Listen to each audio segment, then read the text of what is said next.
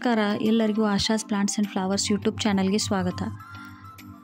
ಈ ಹೂಗಳನ್ನು ನೋಡಿ ನಿಮಗೆ ಏನು ಅನ್ನಿಸ್ತಾ ಇದೆ ಅನ್ನೋದನ್ನು ಕಮೆಂಟ್ ಮಾಡಿ ತಿಳಿಸೋದನ್ನು ಮರಿಬೇಡಿ. ನಾನು ಫಸ್ಟ್ನಲ್ಲೇ ಯಾಕೆ ಹೇಳ್ತಾ ಇದ್ದೀನಿ ಅಂತಂದರೆ, ಹೂಗಳು ಈ ರೀತಿ ಬರೋದಕ್ಕೆ ನಾವು ತುಂಬ ಎಫರ್ಟ್ ಮಾಡಬೇಕಾಗುತ್ತೆ, ಅದಕ್ಕೆ ತುಂಬ ಕೇರ್ ಮಾಡಬೇಕಾಗುತ್ತೆ. ಜೊತೆಗೆ ಅದನ್ನು ನಾವು ಮಕ್ಕಳ ರೀತಿ ಕಾಳಜಿ ಮಾಡಿದಾಗ ಈ ರೀತಿ ನಮಗೆ ರಿಸಲ್ಟ್ ಸಿಗುತ್ತೆ. ಸೊ ಹಾಗಾಗಿ ನೀವು ಈ ಹೂಗಳನ್ನು ನೋಡಿ ನಿಮಗೆ ಏನು ಅನ್ನಿಸ್ತು ಅನ್ನೋದನ್ನು ಕಮೆಂಟ್ ಮಾಡಿ ಅಂತ ನಾನು ಕೇಳ್ಕೊಳ್ತಾ ಇರೋದು. ಸೊ ಬನ್ನಿ ಹಾಗಾದರೆ ವಿಡಿಯೋನ ಸ್ಟಾರ್ಟ್ ಮಾಡೋಣ. ನೀವು ನನ್ನ ಚಾನಲ್ನ ಸಬ್ಸ್ಕ್ರೈಬ್ ಮಾಡ್ಕೊಂಡಿದ್ರೆ ಅಥವಾ ನನ್ನ ಚಾನಲ್ಗೆ ವಿಸಿಟ್ ಮಾಡಿದರೆ ಈ ಹೂಗಳು ಈ ರೀತಿ ಬರೋದಕ್ಕೆ ಏನು ಕಾರಣ, ನಾನು ಯಾವ ರೀತಿ ಇದರ ಕೇರ್ ತೊಗೊಂಡಿದ್ದೀನಿ, ಯಾವ ರೀತಿ ಫರ್ಟಿಲೈಸರ್ ಮಾಡಿದ್ದೀನಿ, ಯಾವ ರೀತಿ ಇದಕ್ಕೆ ನಾನು ಆಹಾರವನ್ನು ಫೀಡ್ ಮಾಡ್ತಾ ಇದ್ದೀನಿ, ಬಿಸಿಲುಗಾಲಿದ್ದಾಗ ನಾನು ಯಾವ ರೀತಿ ಫೀಡ್ ಮಾಡಿದೆ, ಮಳೆ ಶುರುವಾದ ನಂತರ ನಾನು ಯಾವ ಫರ್ಟಿಲೈಸರ್ ಹಾಕಿದೆ ಅನ್ನೋದನ್ನು ನೀವು ನೋಡಿದರೆ ನಿಮಗೆ ಅರ್ಥ ಆಗ್ಬೋದು. ನೀವು ನಾನು ತೋರಿಸಿರುವಂಥ ನನ್ನ ಪ್ರೀವಿಯಸ್ ವೀಡಿಯೋಗಳಲ್ಲಿ ನಾನು ತೋರಿಸಿರೋ ರೀತಿ ನೀವು ಕೇರ್ ತೊಗೊಂಡಿದ್ರೆ, ನಾನು ತಿಳಿಸಿರುವಂಥ ನೀವು ಫರ್ಟಿಲೈಸರ್ ಹಾಕಿದರೆ ನಿಮಗೂ ಕೂಡ ಈ ರೀತಿ ಶಾಕಿಂಗ್ ರಿಸಲ್ಟ್ ಸಿಗುತ್ತೆ.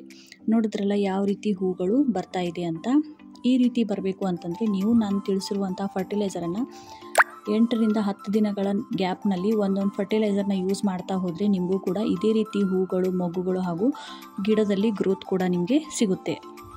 ನಾನು ಫರ್ಟಿಲೈಸರ್ ಮಾಡಬೇಕಾದ್ರೆ ಇದರಲ್ಲಿ ಮೊಗ್ಗುಗಳು ಮಾತ್ರ ಇದ್ವು, ಈ ಫ್ಲವರ್ಸ್ ಇರಲಿಲ್ಲ. ನೀವು ನೋಡಿರ್ಬೋದು ತುಂಬ ಮೊಗ್ಗುಗಳು, ನ್ಯೂ ಶೂಟ್ಸ್, ನ್ಯೂ ಬ್ರಾಂಚಸ್ ಎಲ್ಲ ಬಂದಿತ್ತು.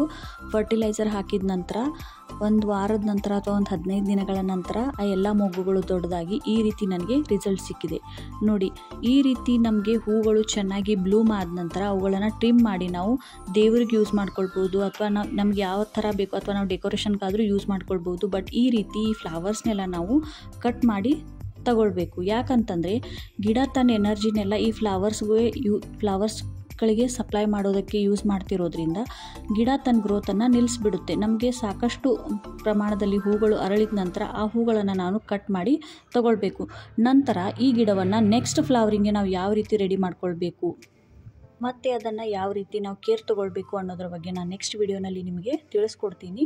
ನೋಡಿ ಯಾವ ರೀತಿ ಇದರಲ್ಲಿ ಹೂಗಳನ್ನು ನಾನಿವತ್ತು ಕಟ್ ಮಾಡಿ ತಗೊಳ್ತಾ ಇದ್ದೀನಿ ಅಂತ.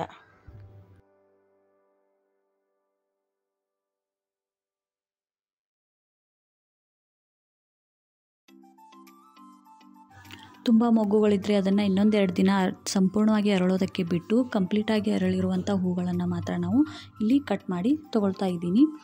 ನೋಡಿ, ಕಟ್ ಮಾಡಿರುವಂಥ ಪಾರ್ಟ್ಗಳ ಮೇಲೆ ದಯವಿಟ್ಟು ಫಂಗಿಸೈಡ್ ಅಪ್ಲೈ ಮಾಡೋದನ್ನು ಮಾತ್ರ ಮರಿಬಾರ್ದು. ಈ ರೀತಿ ನಾವು ಹೂಗಳನ್ನು ಕಟ್ ಮಾಡಿ ತೊಗೊಂಡ್ಮೇಲೆ ಗಿಡ ತನ್ನ ಎನರ್ಜಿಯನ್ನು ಮತ್ತೆ ಸ್ಟೋರ್ ಮಾಡಿಕೊಂಡು ನೆಕ್ಸ್ಟ್ ಬ್ಲೂಮಿಂಗ್ ಅಥವಾ ನೆಕ್ಸ್ಟ್ ಬಡ್ಸ್ ಅಥವಾ ಫ್ಲವರ್ಸನ್ನು ರೆಡಿ ಮಾಡ್ಕೊಳ್ಳೋದಕ್ಕೆ, ತನ್ನ ಆಹಾರವನ್ನು ತಯಾರಿಸ್ಕೊಳ್ಳೋದಕ್ಕೆ ತನ್ನ ಶಕ್ತಿಯನ್ನು ಪಡೆದುಕೊಳ್ಳುತ್ತೆ. ಸೊ ಆ ಶಕ್ತಿಯನ್ನು ನಾವು ಅದಕ್ಕೆ ವಾಪಸ್ ಕೊಡಬೇಕು ಅಂತಂದರೆ ನಾವು ಇದಕ್ಕೆ ಮತ್ತೆ ಫರ್ಟಿಲೈಸರ್ ಮಾಡಬೇಕು. ಯಾವ ರೀತಿ ಮಾಡಬೇಕು ಅಂತಂದರೆ, ಈಗ ಮಳೆಗಾಲ ಇರೋದ್ರಿಂದ ಜಾಸ್ತಿ ಮಳೆ ಇದ್ದರೆ ದಯವಿಟ್ಟು ಯಾವುದೇ ಫರ್ಟಿಲೈಸರ್ ಹಾಕೋಕ್ಕೆ ಹೋಗಬೇಡಿ. ಜಸ್ಟ್ ಟೀ ಪೌಡರ್ 1/2 ಟೀ ಸ್ಪೂನ್ನಷ್ಟು ನೀವು ಹಾಕಿದ್ರೂ ಗಿಡದಲ್ಲಿ ಗ್ರೋತ್ ನಿಮಗೆ ಕಾಣಿಸುತ್ತೆ. ಬಟ್ ಮಳೆ ಕಡಿಮೆ ಆದ ನಂತರ ನಾವು ಇದಕ್ಕೆ ಚೆನ್ನಾಗಿ ಫರ್ಟಿಲೈಸರ್ ಮಾಡೋದು ಒಳ್ಳೆಯದು ಅಂತ ನನ್ನ ಅನಿಸಿಕೆ. ಯಾಕಂತಂದರೆ ಮಳೆ ಕಡಿಮೆ ಇರೋದ್ರಿಂದ ನಾವು ಹಾಕಿರುವಂಥ ಫರ್ಟಿಲೈಸರ್ ಚೆನ್ನಾಗಿ ಗಿಡ ಅದನ್ನು ಇಂಟೇಕ್ ಮಾಡಿಕೊಂಡು ಆಹಾರವನ್ನು ಚೆನ್ನಾಗಿ ಪ್ರೊಡ್ಯೂಸ್ ಮಾಡೋದ್ರ ಜೊತೆಗೆ ಹೂಗಳನ್ನು ಕೂಡ ನಮಗೆ ಚೆನ್ನಾಗಿ ಕೊಡುತ್ತೆ. ಸೊ ಹಾಗಾಗಿ ನಾನೇನು ಮಾಡಬೇಕಂತ ಇದ್ದೀನಿ ಅನ್ನೋದನ್ನು ನಿಮಗೆ ನೆಕ್ಸ್ಟ್ ವಿಡಿಯೋನಲ್ಲಿ ಕೂಡ ತಿಳಿಸ್ತೀನಿ. ನೋಡ್ತಾ ಇದ್ದೀರಲ್ಲ ಯಾವ ರೀತಿ ನ್ಯೂ ಶೂಟ್ಸ್ ಬರ್ತಾ ಇದೆ ಅಂತ. ಇದನ್ನು ನಾವು ಚೆನ್ನಾಗಿ ಬೆಳೆಸೋದಕ್ಕೆ ಯಾವ ರೀತಿ ಗೊಬ್ಬರ ಹಾಕಬೇಕು ಅನ್ನೋದನ್ನು ನೆಕ್ಸ್ಟ್ ವಿಡಿಯೋನಲ್ಲಿ ತಿಳಿಸ್ತೀನಿ ಅಂತ ನಾನು ವಿಡಿಯೋನ ಇಲ್ಲಿಗೆ ಎಂಡ್ ಮಾಡ್ತಾ ಇದ್ದೀನಿ. ನನ್ನ ವಿಡಿಯೋ ಹಾಗೂ ನನ್ನ ಫ್ಲವರ್ಸ್, ನನ್ನ ಗಿಡಗಳು ನಿಮಗೆ ಇಷ್ಟ ಆಗಿದ್ದರೆ, ನನ್ನ ಇನ್ಫಾರ್ಮೇಷನ್ ಇಷ್ಟ ಆಗಿದ್ದರೆ ನನ್ನ ಚಾನಲ್ನ ಸಬ್ಸ್ಕ್ರೈಬ್ ಮಾಡ್ಕೊಳ್ಳಿ. Thanks for watching.